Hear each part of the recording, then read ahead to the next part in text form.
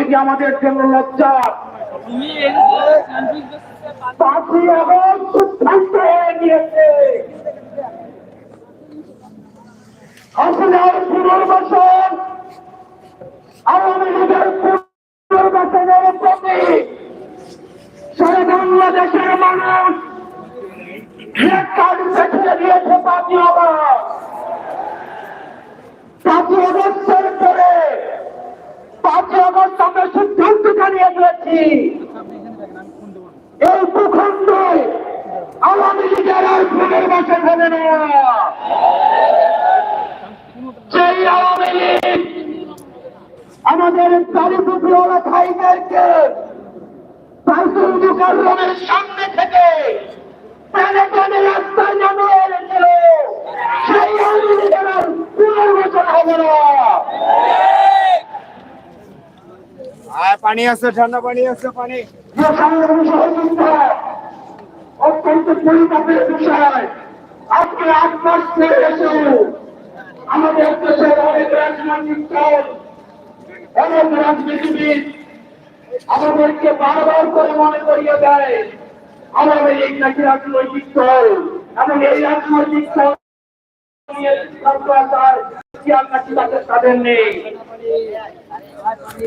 দর্শক সরাসরি দেখতে পাচ্ছেন হেফাজত ইসলামের এই মহাসমাবেশ, যারা দেখছেন শেয়ার করে দেবেন। আগামী নির্বাচনে আওয়ামী লীগ অংশগ্রহণ করবে কি করবে না সেই সিদ্ধান্ত নাকি আওয়ামী লীগের। ডক্টর মোহাম্মদ ইউনূস আপনি বলে যাবেন না আমরা আপনাকে ক্ষমতায় বসিয়েছি। আওয়ামী লীগ নির্বাচন করবে কি করবে না, আওয়ামী লীগ আসবে কি আসবে না, এই সিদ্ধান্ত নিয়েছি আমরা। আওয়ামী লীগ মারা গিয়েছে বাংলাদেশে, আর জানানো হয়েছে দিল্লিতে। আমার প্রায় আপনার এবং তারা দিলে এই আওয়ামী লীগ বাংলাদেশে আসবে না।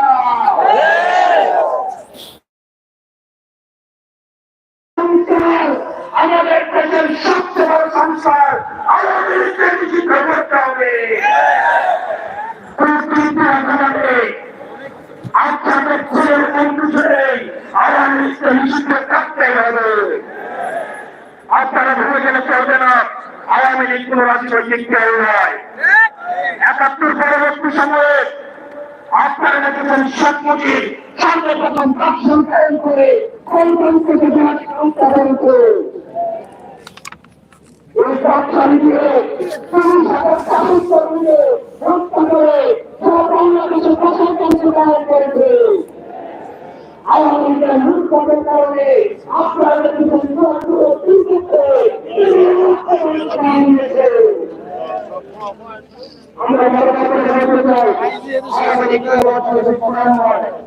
আওয়ামী লীগ হচ্ছে সন্ত্রাসী সংগঠন। এই সন্ত্রাসী সংগঠনকে নিষিদ্ধ করার মধ্য দিয়ে আমরা সংস্কার করতে চাই। একই সাথে সাথে সপ্তাহে হত্যাকাণ্ড হয়েছে, আমরা আপনাদের কাছে অনুরোধ জানাবো এই সপ্তাহ হত্যাকাণ্ড যারা শহীদ হয়েছে আজকের এই মঞ্চ থেকে এই শহীদের লিস্ট আপনারা জাতির সামনে প্রকাশ করে একই সাথে সাথে এই ফাঁসির আমাদের শেষ শক্তি বিন্দু দিলে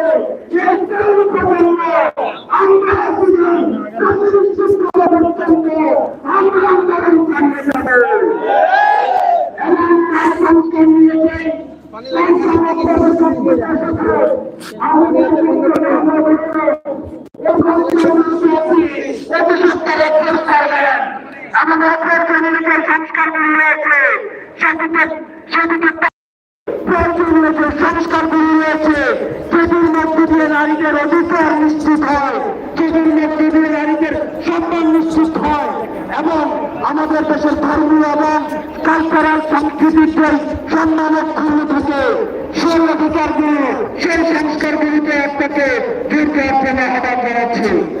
আপনারা ভালো থাকবেন, সুস্থ থাকবেন, হকের পথে, হালালের পথে, সত্যের পথে আমরা এনসিপি আপনাদের সাথে সবসময় রয়েছি। ইনকিলাব ইনকিলাব ইনকিলাব। আসসালামু আলাইকুম ওয়া রাহমাতুল্লাহ। রহমতুল্লাহি ওয়া বারাকাতুহু। শুকরিয়া। এবার বক্তব্য রাখবেন হেফাজতে ইসলাম বাংলাদেশের অন্যতম নায়ক জনাব হযরত মাওলানা সরওয়ার কামাল আজিজি।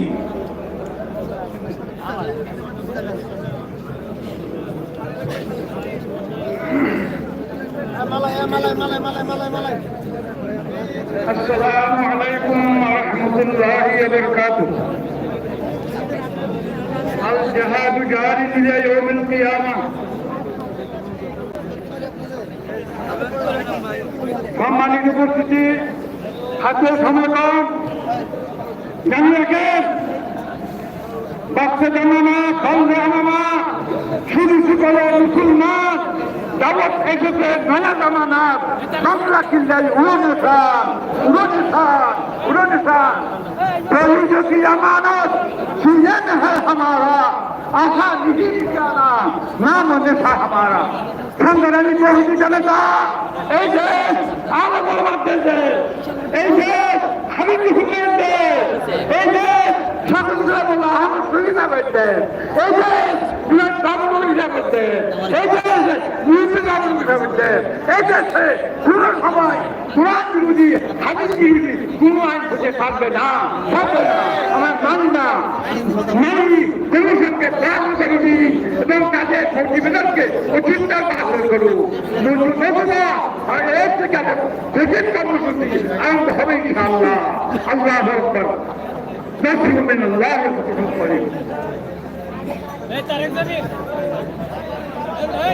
সংগ্রামী তাওহীদি জনতা সমাবেশের পক্ষে বক্তব্য রাখবেন ফকিহুল মিল্লাত হযরত মুফতি আব্দুর রহমান রাহমাতুল্লাহি আলাইহি সুবহানাহু দেশের অন্যতম শীর্ষ আলেম ঐতিহ্যবাহী বসুন্ধরা ইসলামিক রিসার্চ সেন্টারের মহাপরিচালক হযরত আল্লামা মুফতি আরশাদ রহমানী।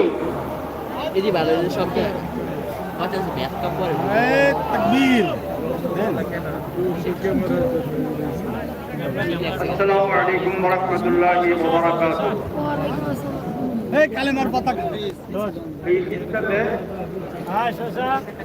এটা আমার প্রথম বা আমাদের প্রথম শোনানো হয়। সর্বপ্রথম আমি শুনতে পেয়েছিলাম ডক্টর ফজলুর রহমান, যিনি সংস্কারের নামে, নারী নীতির নামে, পারিবারিক আইনের নামে কোরআন সুন্নাহ সংস্কার নিয়ে আসছিলেন। একজন খানের মাথার উপর সওয়ার হইয়া সে খানের পরিণাম এই হয়েছিল ওনার পরিবারের সদস্যরা নাতি নাতনিরা আইয়ুব কুত্তা হাই হাই, আইয়ুব কুত্তা হাই হাই স্লোগান দিয়েছিল। এরপরে 15 বছর বাকিতে থাকুক, 15 বছর ভিতরে থাকুক, নারী সংস্কারের নামে যারাই কিছু করতে চেয়েছিলেন তাদের পরিণাম আমাদের সামনে। কেন? আল্লাহ একজন আছেন। এখন 32 মাস পরে হোক আর 16 মাস পরে হোক, এই সংস্কারের নামে যেটা মূলত কোরআন হাদিসের সংস্কার করা উদ্দেশ্য, নাউযুবিল্লাহ, এটার পরিণাম তাই হবে। আল্লাহ তাআলা তাদেরকে হেদায়েত করুক। মুকদ্দরা না থাকলে আল্লাহ নিজ হাতে তাদেরকে ধ্বংস করে দেব।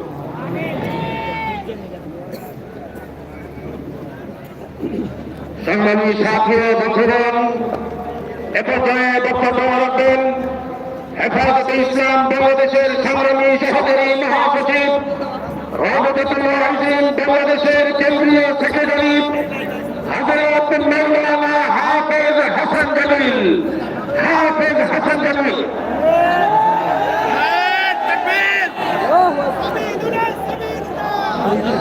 السلام عليكم ورحمة الله وبركاته. إن الحمد لله نحمده ونصلي على رسوله الكريم. أما بعد، হেফাজত ইসলাম বাংলাদেশ আহত আজকের এই সমাবেশের সংগ্রামী সভাপতি, উপস্থিত হযরত উলামায়ে কিরাম, তাওহীদি জনতা, আমার কথা খুব ছোট্ট। বাংলাদেশ বারবার 2টা চক্র দ্বারা আক্রান্ত হয়েছে। এক চক্রের নাম দাদা চক্র, আরেক চক্রের নাম দাতা চক্র। দাদা চক্র বরাবর রামবাম এবং ফ্যাসিস্ট পতিত সরকার যারা চলে গেছে তাদের কাঁধে ভর করে এদেশের মানুষকে মুক্তিযুদ্ধের পক্ষের শক্তি বিপক্ষের শক্তি বল বিভক্তের মাধ্যমে এদেশের মানুষের উপর হুলুমের চালিয়েছে লম্বা সময়, দীর্ঘ 16 বছর। আলহামদুলিল্লাহ, এদেশের মানুষের রক্তের উসিলায় আল্লাহ তাআলা তাদেরকে এদেশ থেকে বিতরণ করেছেন। যদিও মাঝে মধ্যে হুমকি পাই, আশেপাশে আছে, চট করে ঢুকে যাবে। আমরা তাদের উদ্দেশ্যে স্পষ্ট পয়গাম দিতে চাই, আল্লাহর কসম, শাপলার গণহত্যায়, 21-এর গণহত্যায়, 2 আগস্টের বিপ্লবের গণহত্যায় যে সমস্ত সন্তান শহীদ হয়েছে, উলামায়ে কেরাম শহীদ হয়েছে, তাদের রক্তের প্রতিটা ফোঁটার হিসাব 73 করে দেশে ঢুকতে হবে। আরেকটা চক্র বরাবর এদেশের মানুষের উপর, এদেশের মানুষকে নিয়ে স্বাধীনতা সার্বভৌমত্ব নিয়ে খেলেছে, তারা হচ্ছে দাতা চক্র। তারা এনজিওদের কাজে ভর দিয়ে এদেশের মানুষের কৃষ্টি কালচার, এদেশের মানুষের তাহজিব তামাদ্দুন এগুলোকে নস্যাৎ করে পশ্চিমাদের কৃষ্টি কালচার এদেশে বাস্তবায়নের বারবার চেষ্টা করেছে। অতীতে এদেরকে আমাদের রক্তের বিনিময়ে পালাতে ব্যর্থ করেছে। যদি আবারও এইরকম পুরো ষড়যন্ত্র এদেশকে নিয়ে হয়, এদেশের স্বাধীনতা সার্বভৌমত্ব যদি শেষ পর্যন্ত হয়, নতুন প্রজন্মের নতুন প্রভাব অতীতের কুলাঙ্গাররা পালাতে পেরেছিল, এইবার যদি আক্রান্ত হয় স্বাধীনতা, ইসলাম তাকে পালাতে দেওয়া হবে না।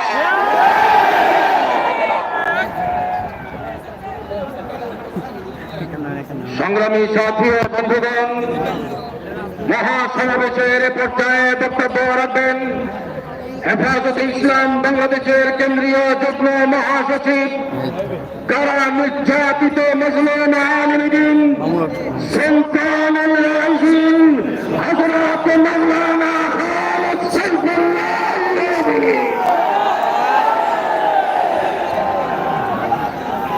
আসসালামু আলাইকুম ওয়া রাহমাতুল্লাহি ওয়া বারাকাতুহু। বক্তব্য মুরব্বীরা দিয়েছেন এবং মুরব্বীরা দিবেন, তবে আমার নামে মামলা হলো আমি নাকি বোমা মারছি, আমার নেতাদের নামে মামলা হলো তারা গাড়ি পোড়াইছে, আমাদেরকে জেলখানায় বন্দি করে ওলামায়ে কেরামদেরকে অত্যাচার করা হয়েছে। আমরা সরকারের কাছে দাবি জানাবো, মামলাগুলোকে দ্রুত, এই মামলাগুলোকে অন্যথায় আপনারা শেষ হয়ে যাবেন।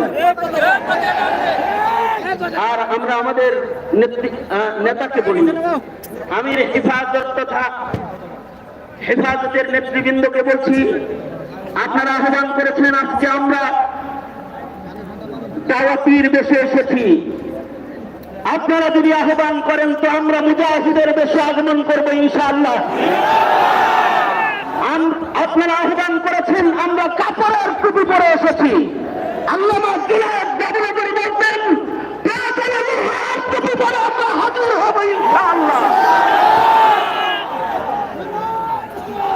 সংগ্রামী তাওহীদি জনতা, এপর্যায়ে বক্তব্য রাখেন হেফাজতে ইসলাম বাংলাদেশের কেন্দ্রীয় যুগ্ম মহাসচিব, যারা নির্যাতিত মজলুম আলিম দ্বীন, আগামী দিনের স্বপ্নদ্রষ্টা রাজনীতিবিদ, জামায়াতে উলামায়ে ইসলাম বাংলাদেশের সংগ্রামী মহাসচিব হযরত মাওলানা মনজুরুল ইসলাম আফন্দি।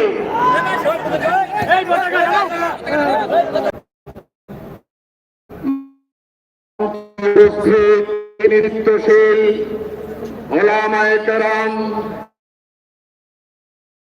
জাতির কান্ডারি, দায়িত্বশীল হযরত, সোহরাওয়ার্দী উদ্যানে আগত সমবেত লক্ষ লক্ষ সংগ্রামরত মুজাহিদ ভাইরা, শাপলার খুনিরা পালিয়ে গেছে, হেফাজত পালিয়ে যায়নি,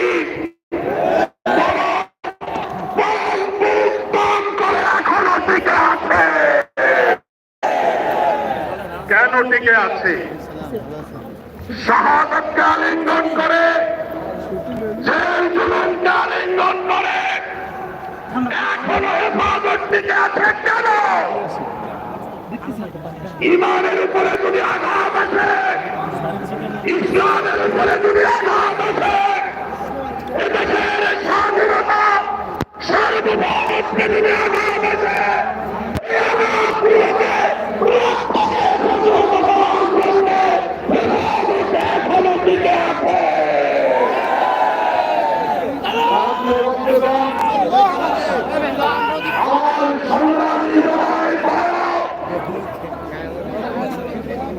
নারী এবং পুরুষের পায়ের জুতা স্যান্ডেলও সমান হয় না। নারী এবং পুরুষের সমান অধিকার আল্লাহর বিধান